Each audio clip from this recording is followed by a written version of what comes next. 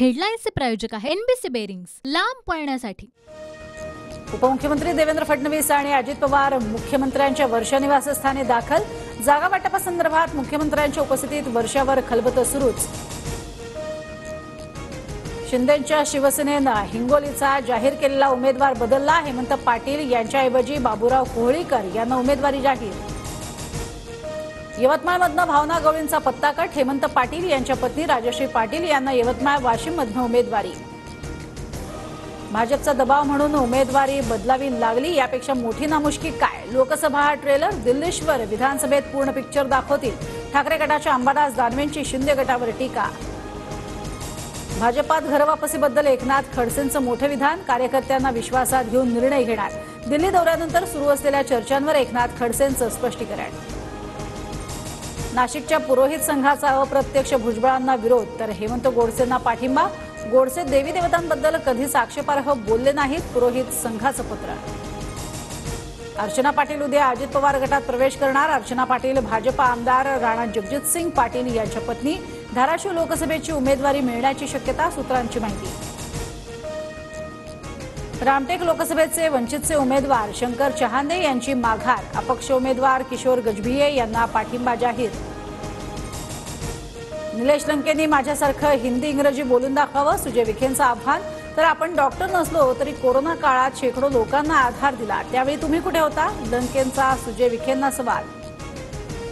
ठाकरेंच्या शिवसेनेचे 4 उमेदवार जाहीर। जळगावातनं करण पवार, हातकणंगलेमधनं सत्यजित पाटील, कल्याणमधनं वैशाली दरेकर, तर पालघरमधनं भारती कांबडी यांना उमेदवारी।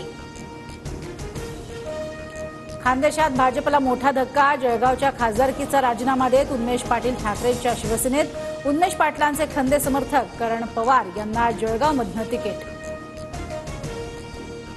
आंबेडकरांनी राऊतांवरती केलेले आरोप तथ्यहीन, उद्धव ठाकरेंची प्रतिक्रिया। तर प्रकाश आंबेडकरांसोबत आता जमलं नाही, मात्र भविष्यात जमणार नाही असं बोलू नये, ठाकरेंचं सूचक विधान। भाजपनं एकनाथ शिंदेंचा बळी घेऊ नये। जागा वाटपाच्या वादावरनं बच्चू कडूंचा भाजपवर निशाणा, तर मुख्यमंत्री दूधखोळे नाहीत, भाजपच्या प्रवीण दरेकरांचं उत्तर।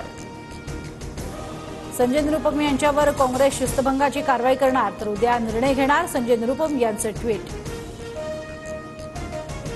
शरद पवार गटाकडनं अजित पवार गटाविरोधात सुप्रीम कोर्टात याचिका। अजित पवार गटानं घड्याळ चिन्ह वापरण्याबाबत कोर्टाच्या आदेशाचं उल्लंघन केल्याचा आरोप। वकील कपिल सिब्बल यांच्या मागणीनंतर ईव्हीएम संदर्भातील याचिकेवर 10 एप्रिलला सुनावणी। ईव्हीएमद्वारे मत नोंदवलं की नाही याची पुष्टी होत नसल्याचा याचिकेत उल्लेख।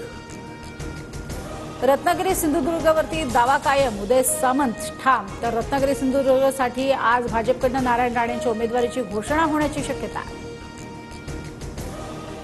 बॉक्सर विजेंदर सिंगची काँग्रेसला सोडचिठ्ठी। विनोद तावडेंच्या उपस्थितीत विजेंदर सिंग यांचा भाजपमध्ये प्रवेश।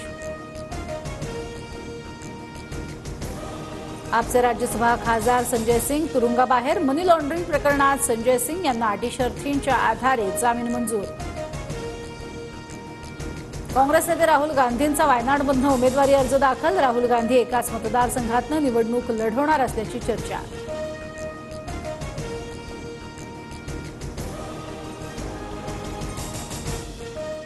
हेडलाईन्सचे प्रायोजक आहे एनबीसी बेरिंग्स, लांब पळण्यासाठी।